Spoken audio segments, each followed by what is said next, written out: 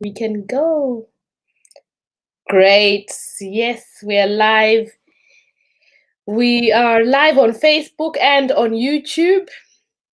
Hello. I think let's go. Yeah, great. Welcome, welcome, Yeah. everyone. I'm going to hello. We're just gonna wait at least so that we're just a few more, and then I will leave it all to you, your area of expertise. So that's great. Welcome, Thank you. welcome. Good. So you are in sunny Harare. It is. It's okay here, and we are looking forward to now beginning to enjoy the cold weather. Oh, enjoy the cold weather.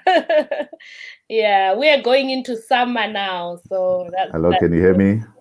Yeah, we can hear you. Yes, yeah. Oh, that's great. Yeah. So Lovely. I'm just going to Lovely. introduce Dr. Justice Marwisa, who is in Harare. He's an end-of-life coach, very experienced counselor, end-of-life coach, and does amazing work in Zimbabwe. And we're so grateful to have you here.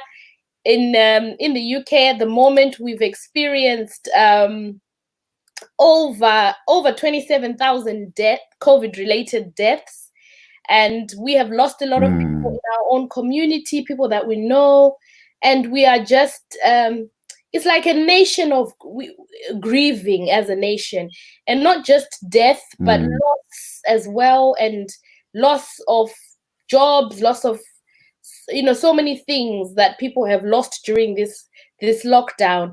So you're going to just talk to us about that and just help us through.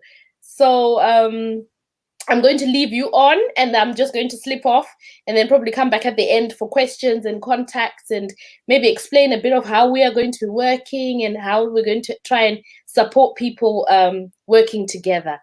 So I will just say goodbye and leave you on and let you go.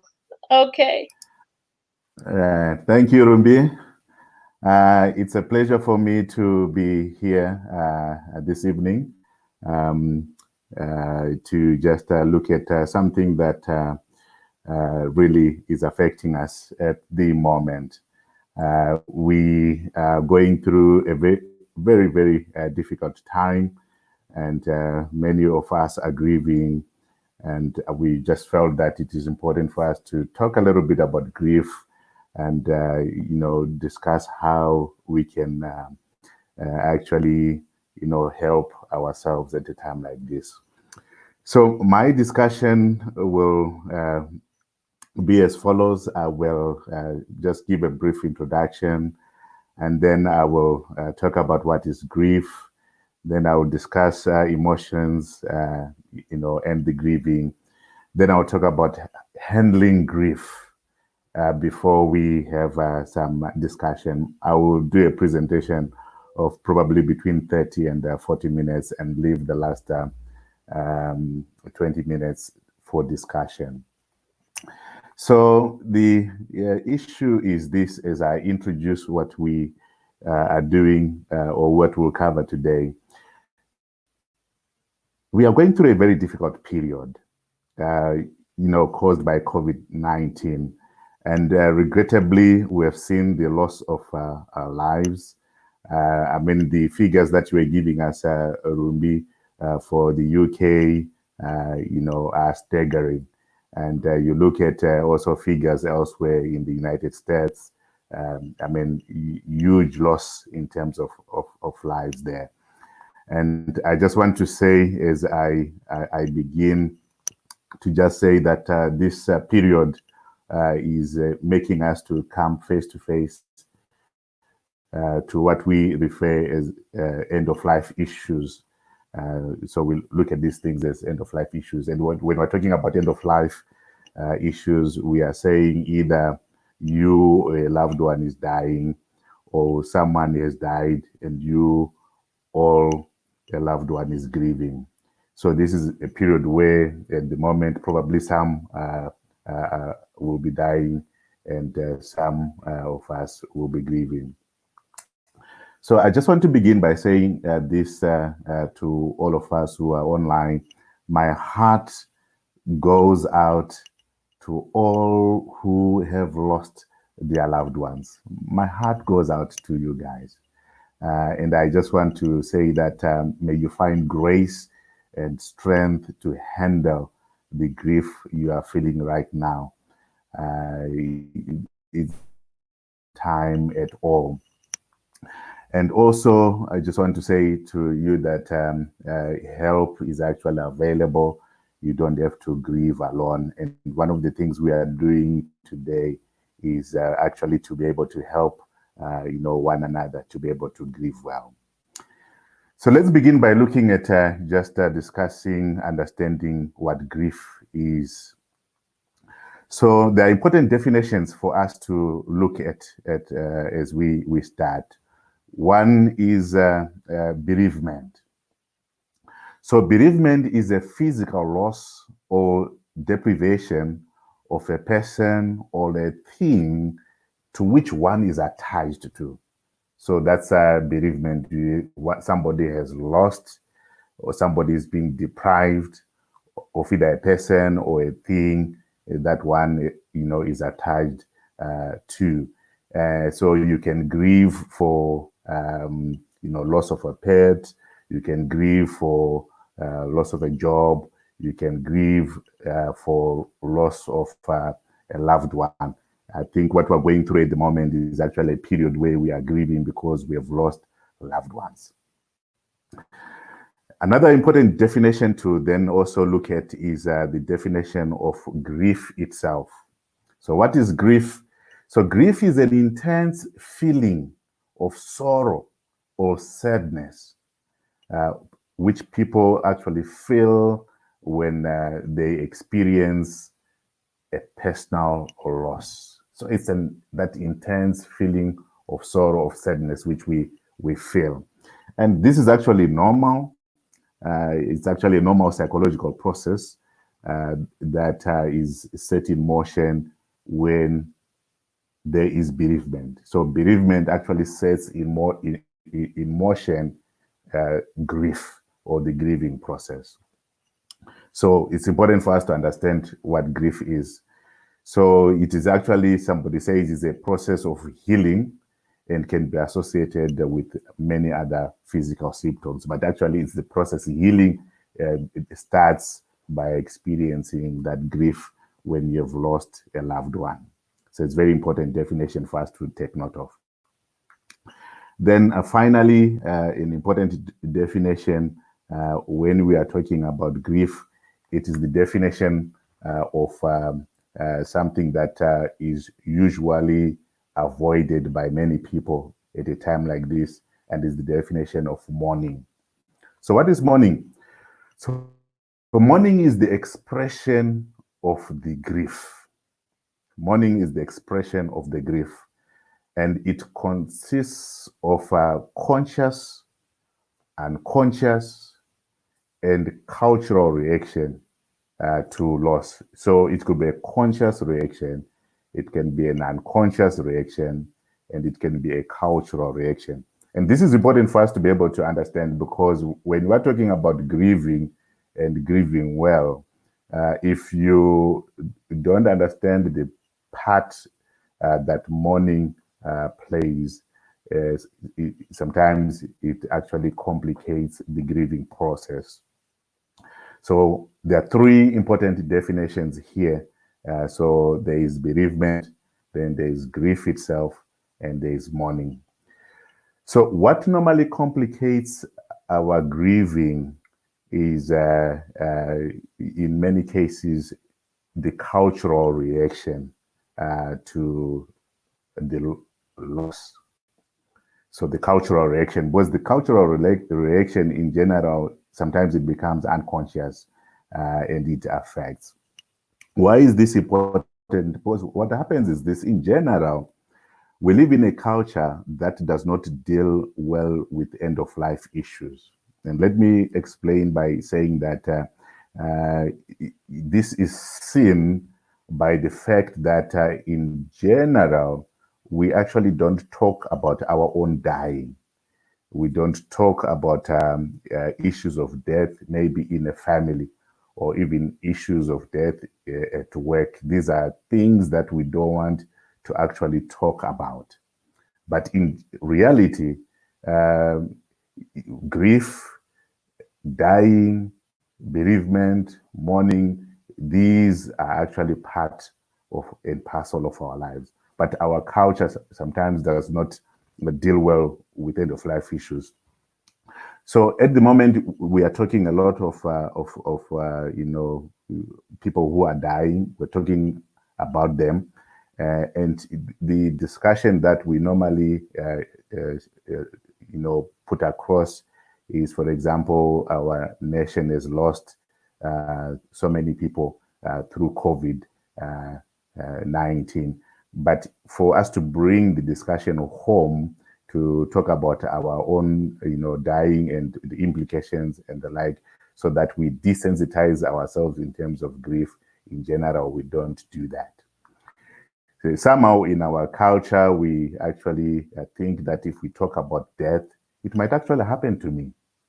That's why we don't go and discuss about it. And this has been discovered that because we don't discuss about it within families, when then somebody dies, it really becomes a huge issue for us. So the culture is something that, in my view, may need to be, looked at, and we may need to discuss a bit more about dying in our families so that we are able to handle grief and handle it better. So let's move on and talk about grief and emotions. So when it comes to grief and emotions, I just want to say to us, friends, I want to say to us, those that are viewing, the issue is this: the grief journey is a very emotional one. It's a very emotional one. I like what this guy called John Lennon said at some point in time. He said the following, that one thing you can't hide, one thing that you can't hide is when you are crippled inside. So whilst culture may not be okay with us expressing our grief, and there's a tendency of either denying the grief or a tendency of suppressing how we are really feeling. But reality is this: because grief is very emotional, eventually, hear this, we will not be able to hide what is happening inside of us. And my, encouragement when I work with people who are grieving, I always say to them, you know what, the reality is there is nothing wrong with being open and actually talking about how you are doing inside, because it will help you in terms of recovery. So grief is actually very emotional, and that journey is a very emotional journey. So somebody said this: grief is love's unwillingness to let go, and it's a fact. We love our our loved ones, our people. We love them, and when we're grieving, it's just love that is saying, I don't want you to go. I don't want you to go. And you know what? It's actually normal for us not to want to lose our loved ones. So it's important for us to take note of this, that when you lose someone you love, this is actually something that is painful. Losing someone you love is painful. It causes pain, it hurts, and it can actually, especially if it is somebody who is very close to you, it really, really will affect you. I have worked with people who I could tell as I went through with them on their grieving journey, that sometimes when we are just hearing news that people are dying out there, and when it is far away from us, yes, we may be able to understand and to sympathize with them, and sometimes even empathize. But when it comes to you, reality is it hurts. So the emotions that people have when they've lost loved ones are real emotions, and it's because loss brings this reality of pain. Another thing about loss is this: almost always loss will lead to negative emotions. It's a fact. It's one of the things that has been discovered. It's unless really the relationship with the person who died was not good, you would feel probably good emotions. But in general, loss of a loved one leads to negative emotions. And this is something that must be expected because that's how we are created. That's why I normally say to people and encourage families that one of the things that is important is for us to be able to discuss about these things, the reality of the pain when we lose loved ones, rather than to avoid it. So we need to be able to talk about that. So the most important thing that we want to discuss just today is how can we then handle the grief. I think that's a very important thing which we want to look at this evening. So how can we handle the loss? How can we handle the grief? That's the most important thing we want to look at in a few minutes here. I want to say this to all of us. One thing to take note of is this: loss is not the enemy. We need to understand that. Loss is one of the constant companions of life. So each one of us faces issues of loss all the time in our lives. We face issues of loss.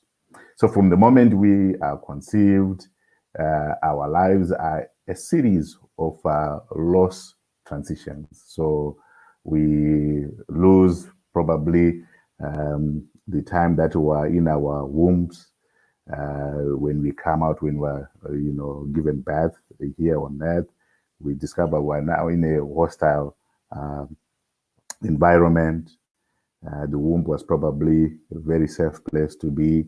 Then we are in the comfort of our moms, and all of a sudden we need to go to crash, and at some point in time we leave home. All these are a series of loss, and eventually we die. So loss is actually not the enemy. It's not. It's about handling the loss, which is very important.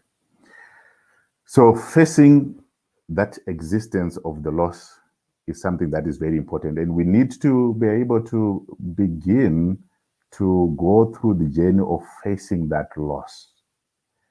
And it's a process. It's a process. It's a process, and it's not easy. To get to a point where you say, I accept that my loved one is really gone, it's a journey, it's difficult, it's not easy. But it is something that must be done.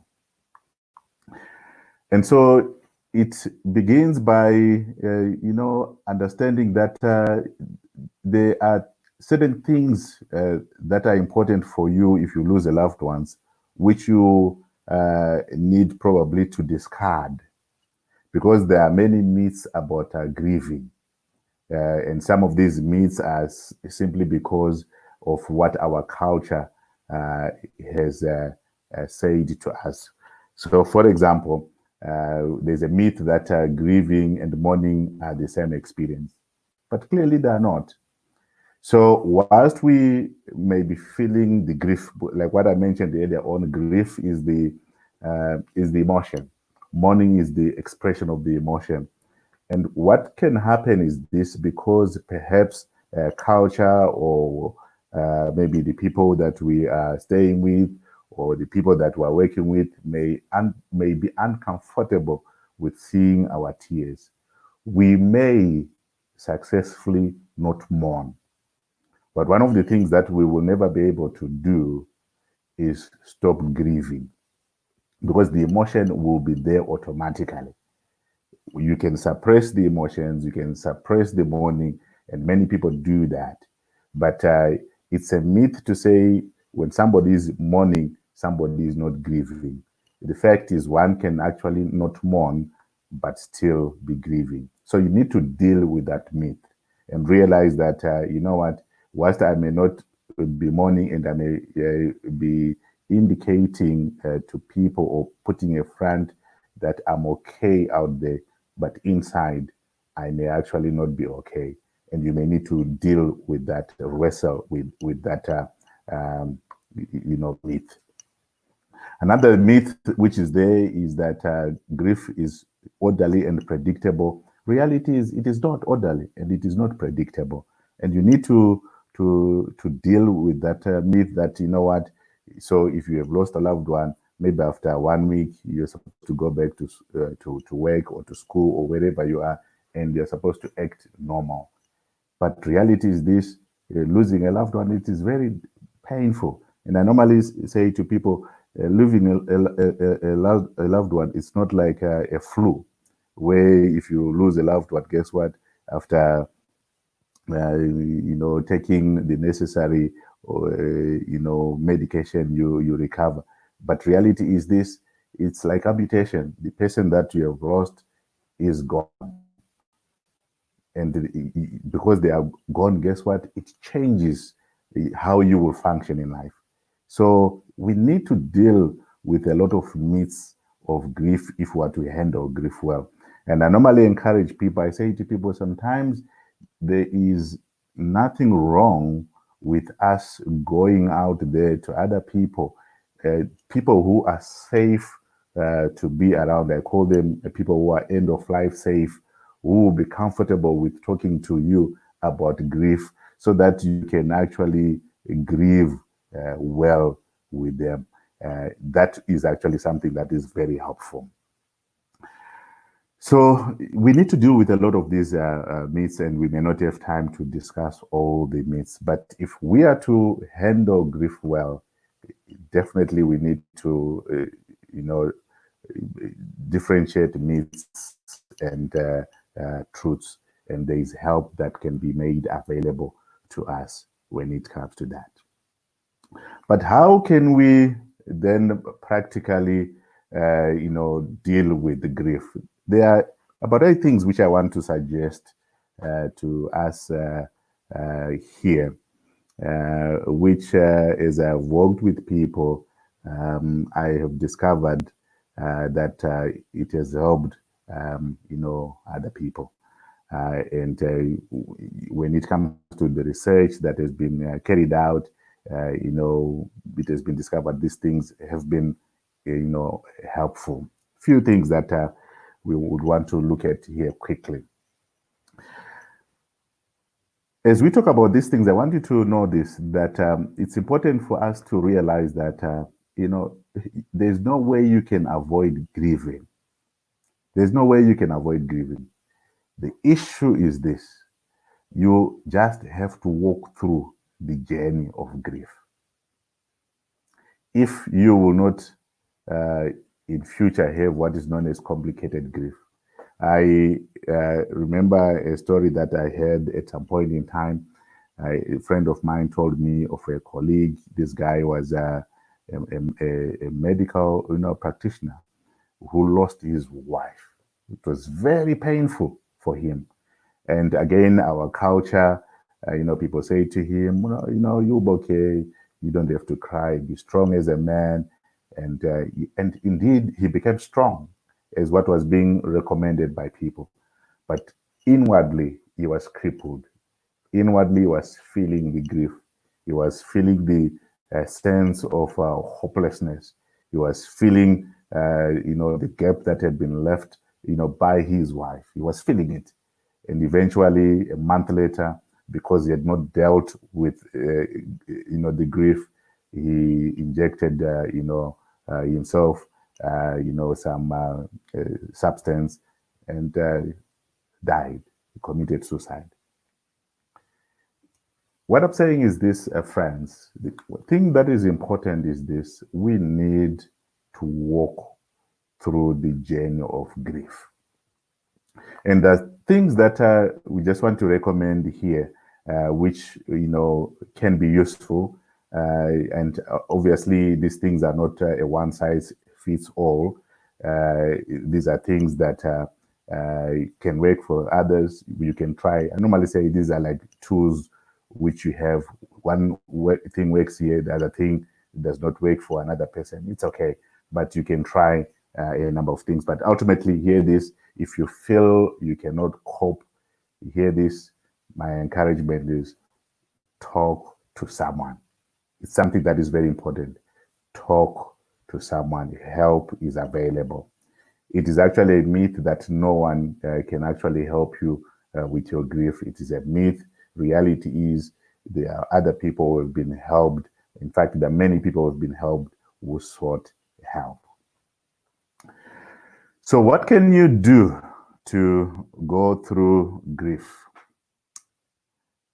Here is what I would say is perhaps one of the things that you will find useful as a person who is grieving. This is the first thing here. It's called providing yourself a safe space to grieve. This is very important. Providing yourself a safe space to grieve. So what we mean by this is the following. There are some people who may not be comfortable with seeing you grieving. Those people, we say they are not end of life safe. Look for people who are safe, to grieve with. It's very important. And there is nothing wrong. I normally say to people, there's nothing wrong with crying. There's nothing wrong with mourning. The tears which we were given, are tears that are meant, to be expressed when we are also in pain. Yes, we can shed tears of joy, but tears of, sorrow, tears of grief, they have been discovered to be very helpful in terms of, helping you to grieve. Very, very good. So there are some people who are not safe, yes, for you to go and express your grief, but look for those people who will be comfortable with hearing you mourning. People who will not say to you, don't cry. People who will not look at your mourning as weakness, but people who will just give you a shoulder to actually cry on. I normally say to people this, and this is one of the things that I've discovered. Sometimes when I'm helping people and they've come to me for, for sessions, counseling sessions, I'm just there to listen to them. Sometimes I don't have to say much. Sometimes I allow them to cry. And I spent there, an hour just being in their presence.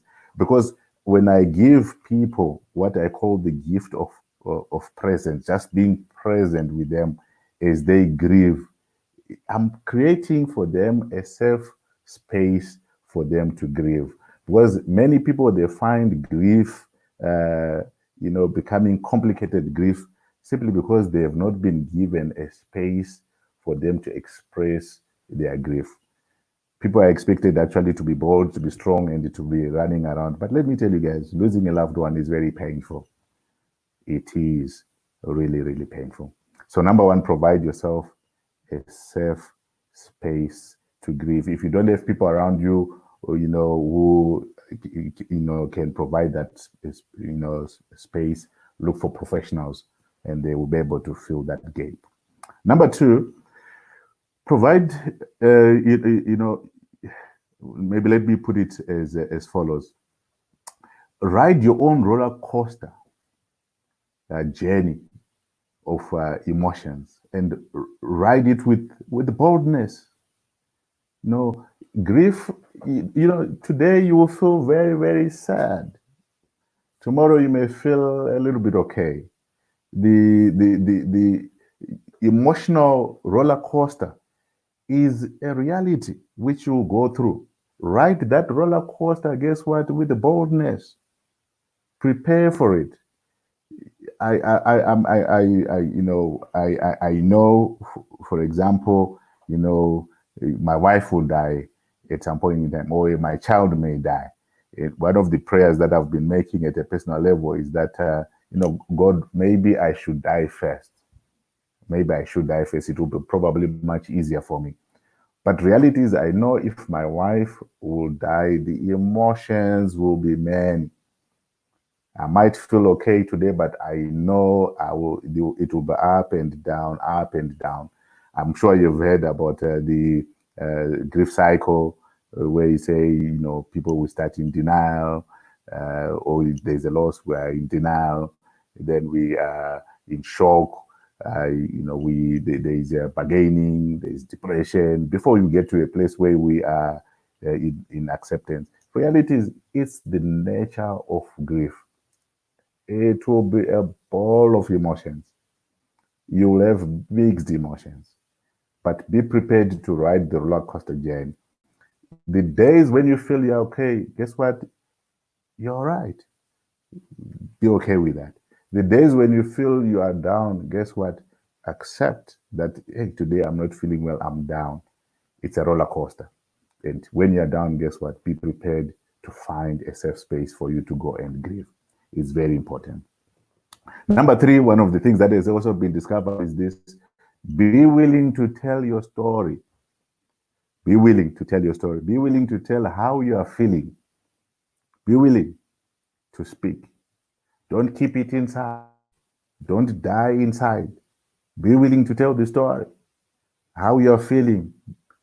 Be open. I normally say to people, let me tell you, we can actually be humble in our pain.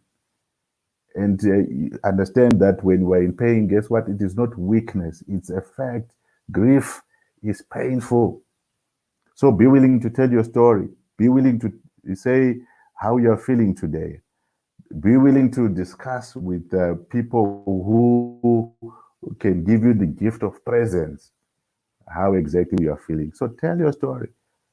And when I work with people, I encourage them to tell their story. And sometimes when you are telling a story, how you miss the person who died, it is helpful. Sometimes when you are telling the story about the good times that you had with the person, guess what? It is helpful to do that. And these are some of the things that will help you in recovery. It has helped other people, and guess what? May help you also. The willingness to tell your story, not to bottle things inside. Be willing to do that. Number 4, one thing that is also important is for you to understand what is normal about grief. Very important. And hear this, friends, there are many things that have been written. You can find a lot of information about grief. We normally say to people, grief is not only something that is emotional. There are many other physical aspects of grieving. You can have headaches, you can feel lethargy, you can, feel, hopelessness, you can have stomach aches, there's so many things that are normal, when it comes to the grieving process. You may feel like you don't want to eat, you may feel like you want to be alone. All these things are things that are normal. And when you know what is normal, when you understand what is normal about grief, hear this: when you're going through that grieving process, you actually realize, actually, this is normal about it. There's nothing wrong about what I'm going through. It's actually something that is normal. And that will help you in the recovery process, because when you begin to feel that maybe there's something wrong with you, you may then begin to act in a manner that in the end will not, be good for you as you grieve, because you may begin to pretend you are okay when you are not, and you are actually going through a lot of things that are normal in terms of grief, which you are denying, and you then suffer from denial. So it's something that is very important for us to take note of if we are to handle grief well. Another thing is actually, the need for us to take the time that we need to grieve. So taking the time that we need to grieve is also something that is very important. So take time to actually, grieve. No one said that you must grieve only for 7 days. There is no time frame for grieving, because here's what happens. Our relationships with people are different. And even if, suppose I've lost, my father, and I'm talking to also someone who has lost their father, it does not necessarily mean that if the other person recovered from his grief, in 5 days, I should also recover in 5 days, because the nature of the relationships could be different. The way I related with my father could be different with the way the other person related with his father. The part my father was playing in my life could be different from the part the other father was playing in the life of my friend. So the issue is this: take the time to heal, which you need as an individual. And there is nothing wrong with taking time to mourn and to grieve your relative. You should not be under pressure. For people to come to you and say, up to now, you're still grieving, which is what we've read. When people come for counseling, they say a lot of things like, they came and they were accusing me of still grieving by this time. But reality is this: I normally say to people, when you have lost a loved one, there will be many things which will be reminding you of your loved one, many things. And whilst life is normal, to everyone else, to you who has lost a loved one, reality is there are many reminders. There will be things like birthdays. There will be things like certain things that or work that the loved one was doing, which no one now is going to be doing.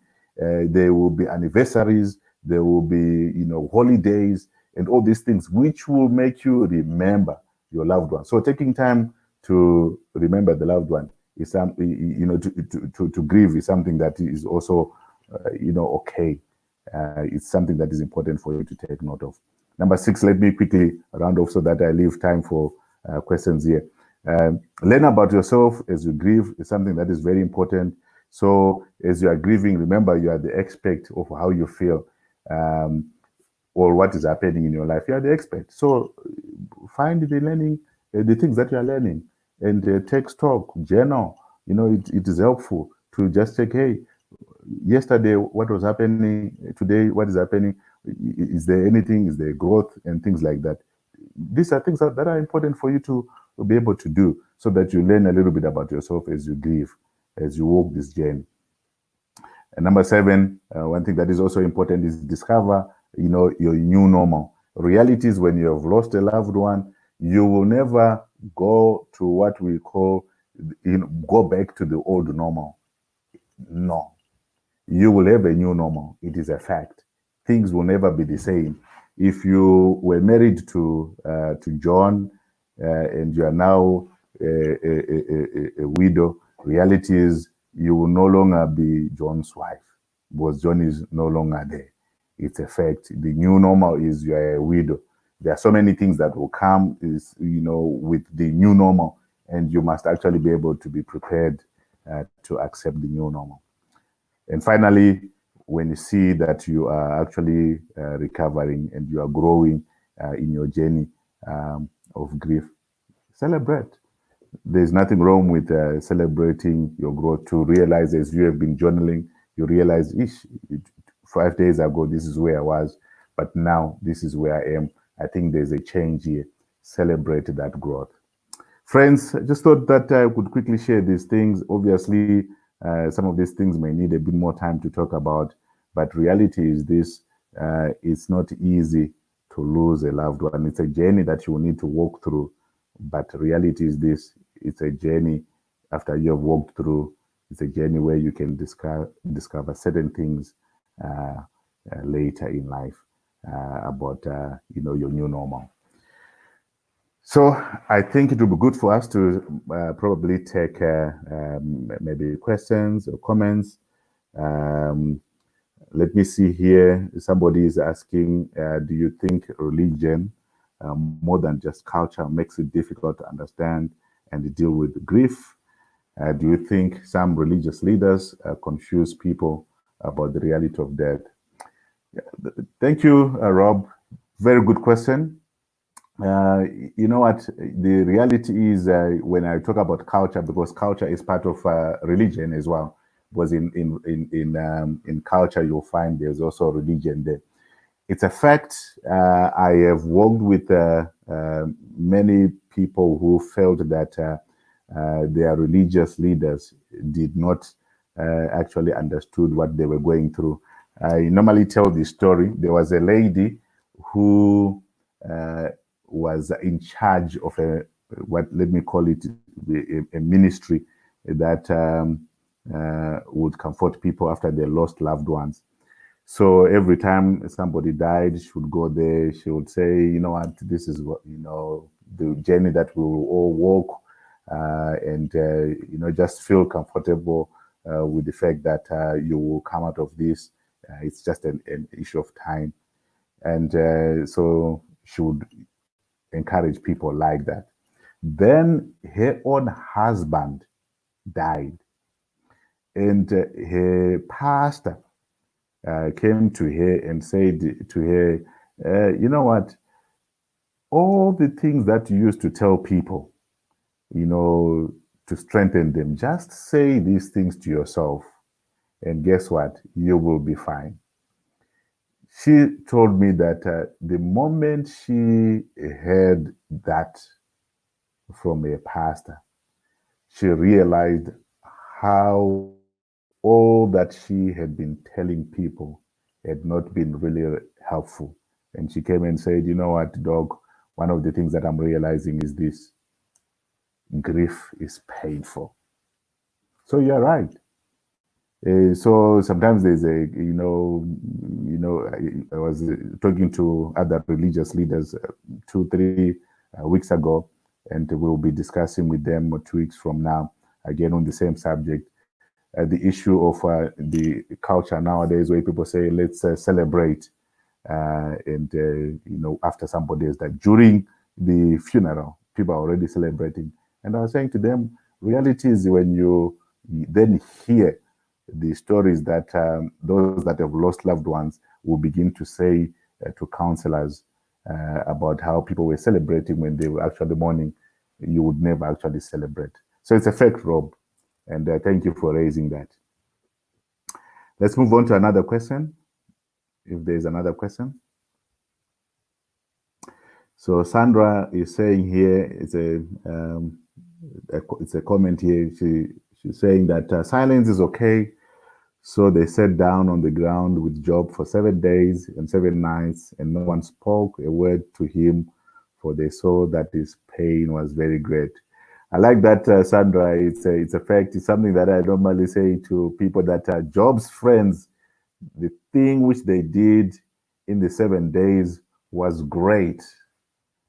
They gave Job the gift of presence, just being there.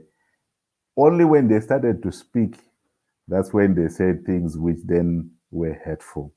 But silence is very good. Silence is a good medicine. You know what? If you don't have anything to say, don't say. Just say, you know what, I've come to see you. Is there anything that I can do to, make your life much better? And it's good for that. So well done for that comment. Yes, someone here, Mary, is saying this, that the journey of grief is difficult. However, family and friends support helps. Thank you for that. Without support, one is more likely to lose their mind. And that's a fact. Not many people will understand you, but there will always be that one person you can openly talk to. It's a very good point, there. So the issue is this: it's important for us to, if we are the ones who are supporting others, to be able to get the skills to be able to support in a manner that does not complicate the grief that they have. Thank you for mentioning that. Ashley is saying this, in my faith, people are encouraged to grieve. That's very good. My religious leaders have been supportive and encouraging with the grieving process. That's very good. Well done. So they're very, they tolerate, which is good. So they say, Chema kusvika marwadzo apera, but get to the point where you pick yourself up. So cry when you want to, accept the pain, deal with it. I think that's good advice. Well done, Nestle. Well done. Because it's actually, that's one thing that we encourage. I encourage people to cry, but when they don't want to cry, don't tell them to cry. That's the other side of it. When somebody is okay with not crying, celebrate their growth with them. It's very important, and ride also the roller coaster with them. It's something that is very important. Thank you for those questions. So there's a question here: how do we deal with supporting each other when we can't be together due to social distancing? Well, let me tell you, this one is a huge challenge at the moment. I know of a family recently, they lost their father. Their father is in one continent, they are in another continent, and even friends who were supposed to go and support them couldn't actually go because of the social distancing. So it's a very good question. How can you do that? What we're doing today like this in terms of calling each other and video conferencing can assist. It's just about calling to say, I just want to check how you're doing. Is there anything that I can do to make it easier for you? The issue is it's very difficult, but that's the best that we can do at the moment. Still checking on them through social media. My take is it helps. So there's another question here. From your experience, what are the things that well-intending family or friends tend to say to the grieving that are not really helpful? Yeah, thank you for that question. I mean, there are many things. Some of the things they appear to be good, like what Job's friends did to say, God does not, bring calamity for no apparent reason. Suggesting that maybe Job had sinned, but Job had not sinned. So there are many things that we can say. I know some of the things that have not been helpful to others are things like the following: God takes the best. God, comes and picks up the best flower. And somebody who is grieving is actually saying to themselves, well, what kind of God is that who actually takes the best that I love? So those things are not helpful. Even things like it shall be well. Sometimes we mean well, but guess what? It may not be helpful to the person because the person at the moment may not want to hear those words. They are in their space of grieving. I normally say that the things that you can actually say, things like, how can I help you at a time like this? Things like, what would actually make life easier for you? Things like, how was your evening? how are you feeling at the moment? Things like that are things generally that are probably more helpful. Commenting, as if we are God ourselves is not helping, because in reality, when somebody dies, nobody knows why the person has died. Nobody knows why God has even taken the person. So let's not play God when we are talking to people. Allow God to be God. I think the best thing is to listen. Just judgmental listening is very important. So it's the person who cares enough who can listen. That's very true, because a bereaved person sometimes, the comment is actually been removed, because bereaved person sometimes needs to express their emotions, which is very good. Yeah, I thank you for that comment. I agree with that. We have a few minutes there to wind down. Your views on two things here, please. One, African women who clearly pretend to cry and sympathize. They plan the whole, charade and well as they approach the grieved. Is it helpful? And number two, the problem of accusing those who don't show emotions openly of not being in grief, or even, worse. Let me just comment on the first one. You know what? I don't want to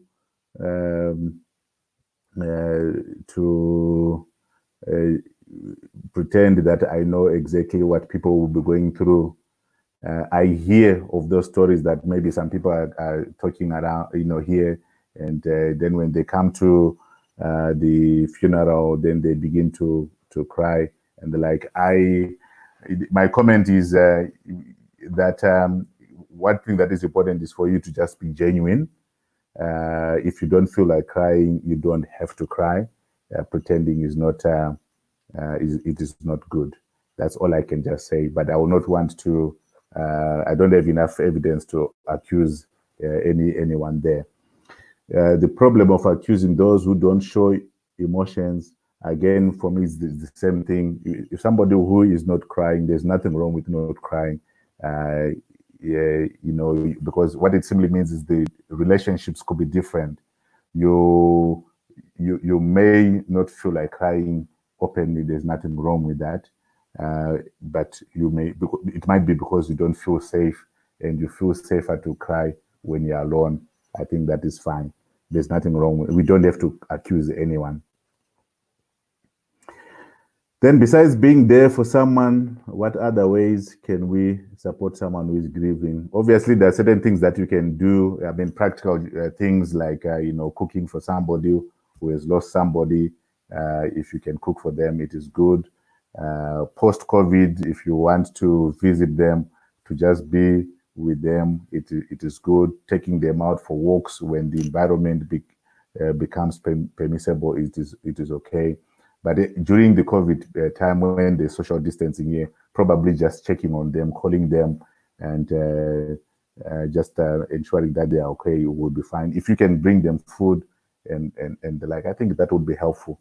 But I think that spending more time just checking on them would really be helpful. So yes, cooking, walks, and all those things are things that are good to do. We have 2 minutes. I'm not sure, Urumbi, do you want to say anything before we close here? Yeah, that's been really helpful. Thank you so much. I've been listening and just learning, and I think we always learn. Any other comment?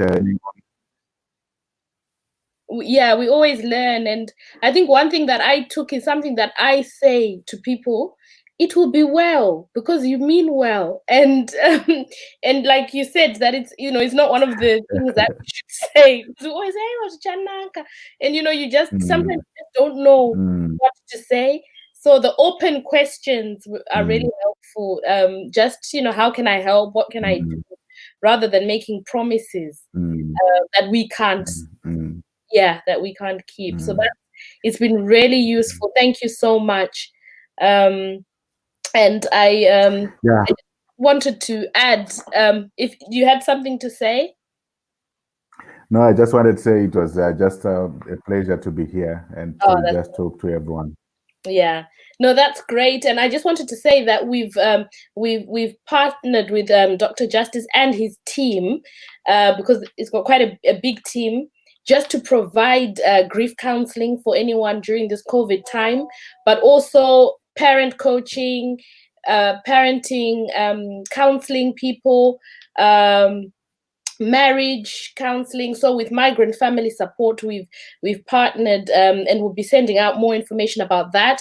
But you'll be seeing more of him because thank you for just availing yourself to be of service to the diaspora community, because we need a lot of help during this time, especially with so many of our own people who have lost loved ones. And when we try and refer people like to some of the organizations, there's long waiting lists, and people are not able to get the support that they need. So thank you for that.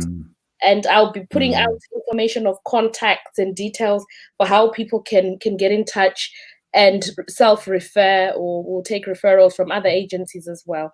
So that's great. Thank you very much for that. That's really useful. Yeah. Can I just give a closing remarks here? Yes. Yeah, what I can just say is this, to everyone who is probably grieving at the moment: don't grieve alone. Help is available. Join online groups. We will be running online groups that can help you grieve well, and I think that's very important. Thanks, Rumbi. Okay, thank you. Thank you so much. Thank you. Let me just see if there's anything else. Brilliant. Thank you. And thank you, SC, for all those tips as well, which have been really useful. So thank you, everyone, for tuning in. God bless you. Have a good weekend, and see you soon. Bye-bye. Thank you. Bye-bye.